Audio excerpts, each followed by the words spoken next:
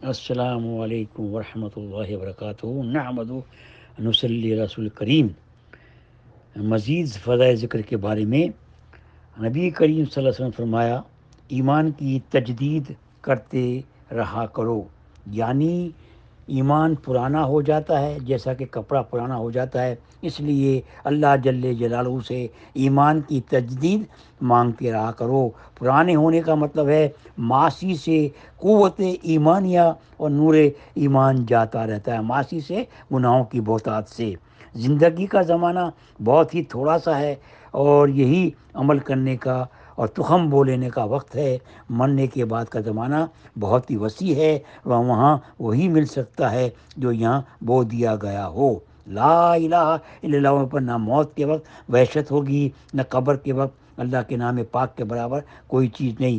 بدقسمتی اور محرومی ہے ہم لوگوں کی یا ان لوگوں کی جو اس کو ہلکا سمجھتے ہیں۔ البتہ اس میں وزن اخلاص سے پیدا ہوتا ہے، جس قدر اخلاص ہوگا اسی بقدر اتنا ہی وزنی ہوگا یہ پاک نام ہو سکتا ہے۔ اسی اخلاص کو پیدا کرنے کے واسطے مشائخ صوفیہ کی جوتیاں سیدھی کرنی پڑتی ہیں۔ حضور اکرم سیدنا صلی اللہ علیہ وسلم فرمایا، میت کو لا الہ کی تلقین کیا کرو۔ جو شخص مرتے وقت اس کلمے کو کہتا ہے اس کے لیے جنت واجب ہو جاتی ہے۔ صحابہ کرام اجمعین نے عرض کیا، رسول اللہ اگر کوئی تندرستی میں کہے، حضور اکرم سیدنا صلی اللہ علیہ وسلم فرمایا پھر تو اور بھی زیادہ جنت کو واجب کرنے والا ہے۔ اس لیے آپ نے قسمیہ ارشاد فرمایا۔ حضرت شاہ ولی رحمۃ اللہ نے قول جمیل میں اپنے والد سے نقل کیا ہے کہ میں نے ابتدائے سلوک میں ایک سانس میں لا الہ الا اللہ 200 مرتبہ کہا کرتا تھا۔ کلمہ طیبہ کا جتنا زور کثرت ہے کسی اور امت میں ایسی کثرت نہیں۔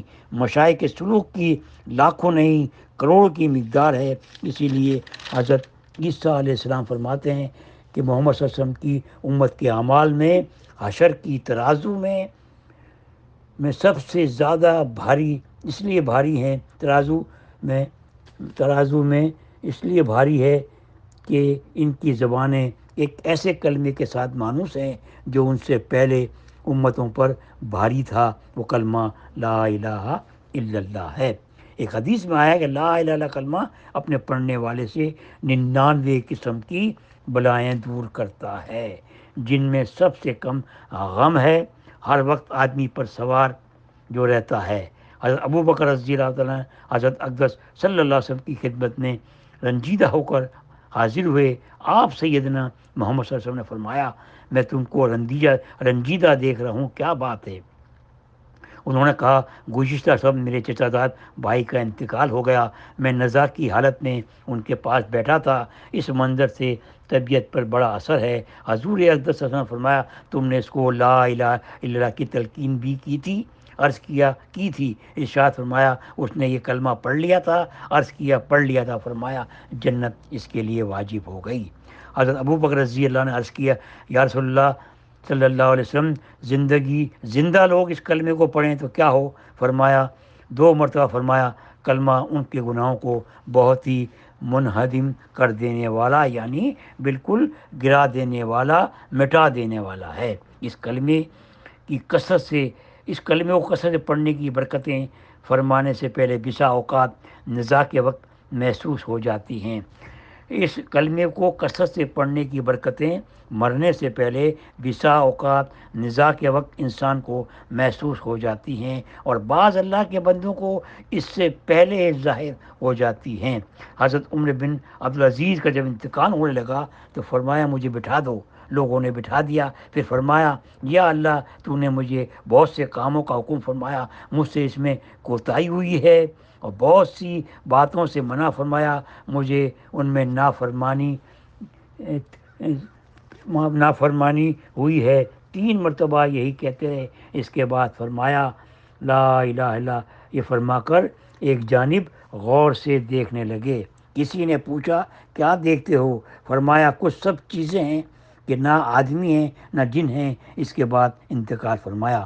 ابوالعباس رحمۃ اللہ کہتے ہیں، میں نے اپنے شہر اشبیلیہ میں بیمار پڑا ہوا تھا، میں نے دیکھا موت بہت سے پرندے بڑے بڑے مختلف رنگ میں جو ایک ہی دفعہ سب کے سب پر سمیٹ لیتے ہیں اور ایک مرتبہ کھولتے ہیں.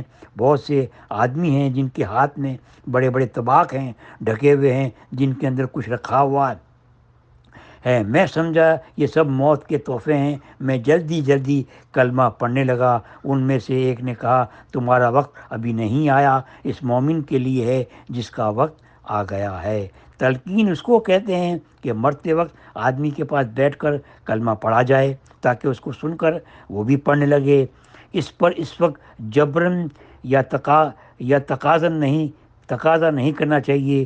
وہ شدت تکلیف میں ہوتا ہے. جس کو مرتے ہوئے کلمہ نصیب ہو جائے اس کے گناہ ایسے گر جاتے ہیں جیسے سیلاب کی وجہ سے تعمیر.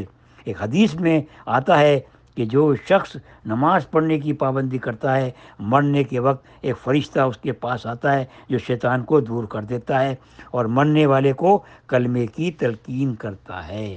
ایک بات کثرت سے تجربے میں آئی ہے کہ اکثر و بیشتر تلقین کا فائدہ جبھی ہی ہوتا ہے کہ زندگی میں بھی اس پاک کلمے کی کثرت رکھتا ہو، ورنہ جو وہ بولتا رہتا ہے تو طول میں کمی کرتا ہے، نگاہوں کی حفاظت نہیں کرتا وغیرہ وغیرہ، یا کسی دنیا کے بول بہت بولتا ہے، بار بار روزانہ اسی بول کو بولتا رہتا ہے وغیرہ وغیرہ. ایک شخص کا قصہ کتابوں میں درج ہے کہ وہ بھوسا فروخت کرتا تھا. جب اس کے مرنے کا وقت قریب آیا تو لوگ اس کو کلمہ کی تلقین کرتے تھے. وہ کہتا تھا یہ گٹرا اتنے کا ہے، یہ گٹرا اتنے کا ہے، یہ اتنے کا ہے، وہ اتنے کا ہے. اسی طرح اور بھی متعدد واقعات نزلۃ البساتین میں بھی اور بعض تذکرہ کرتبیہ میں بھی درج ہیں.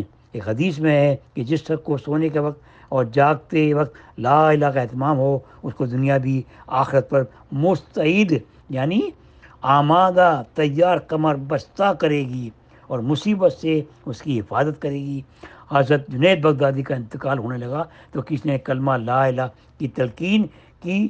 فرمان لگے میں کسی وقت بھی اس کو نہیں بھولا، یعنی یا تو اس کو دلاؤ جس کو کسی وقت غفلت کا سامنا ہوا ہو. حضرت ممشاد دینوری رحمۃ اللہ مشہور بزرگ ہیں. جس وقت انتقال ہونے لگا تو کسی پاس بیٹھنے والے دعا کی اللہ تعالیٰ شانو آپ کو جنت کی فلاں فلاں دولت عطا فرمائے تو ہنس پڑے. فرمان لگے 30 برس سے جنت اپنے سارے ساز و سامان کے ساتھ میرے سامنے ظاہر ہوتی رہی، ایک مرتبہ بھی اللہ جل جلالہ کی طرف سے توجہ ہٹا کر ادھر توجہ نہیں کی. حضرت رویم رحمۃ اللہ کو انتقال کے وقت کسی نے کلمہ تلقین کیا تو فرمان لگے میں اس کے غیر کو اچھی طرح جانتا ہی نہیں. احمد بن خزرویہ رحمۃ اللہ کے انتقال کا وقت تھا. کسی شخص نے کوئی بات پوچھی، آنکھوں سے آنسو نکل پڑے. 95 برس سے ایک دروازہ کھٹکھٹا رہا ہوں، وہ اس وقت کھلنے والا ہے، مجھے معلوم نہیں کہ وہ سعادت کے ساتھ کھلتا ہے یا بدبختی کے ساتھ. مجھے اس وقت بات کی فرصت کہاں. تو اللہ تعالیٰ دیکھیے ایسے اللہ والوں کے یہ قصے جو ہیں حکایتیں ہیں جنہوں نے دنیا میں ان کام پر محنت کی، اللہ پاک نے ان کی آخرت بھی آسان بنا دی اور زندگی میں بھی جو ہے انہوں نے کمائی کی اور آخرت میں بھی جو دنیا سے چلے گئے. آج بھی ان کے نام کتابوں میں محفوظ ہے. ان کی جو ہے نام کے آگے رحمۃ اللہ علیہ رضی اللہ تعالیٰ عنہ کے نام کے سامنے ایسے القاب ہوتے ہیں جس سے ان کی احترام اور محبت جو ہے دین سے پتہ چلتی ہے کہ اللہ تعالیٰ نے ان کے مرنے کے بعد بھی ان کے نام کو زندہ رکھا ہے. تو اللہ تعالیٰ ہمیں بھی ایسی توفیق فرمائے ہم بھی مرتے وقت جب جائیں تو کلمہ نصیب ہو اور لا الہ الا اللہ ہماری زبان سے جاری ہو اور ہماری آخرت کا سامان ہو جائے. اسی لیے بہت محنت کریں، بہت کثرت کریں، لا الہ پڑھتے رہیں اور اس کا ذکر کریں اور جو ہے اس کو اٹھتے بیٹھتے چلتے پھرتے اپنی زندگی میں شامل کر لیں. آخر دعوانا الحمدللہ رب العالمین.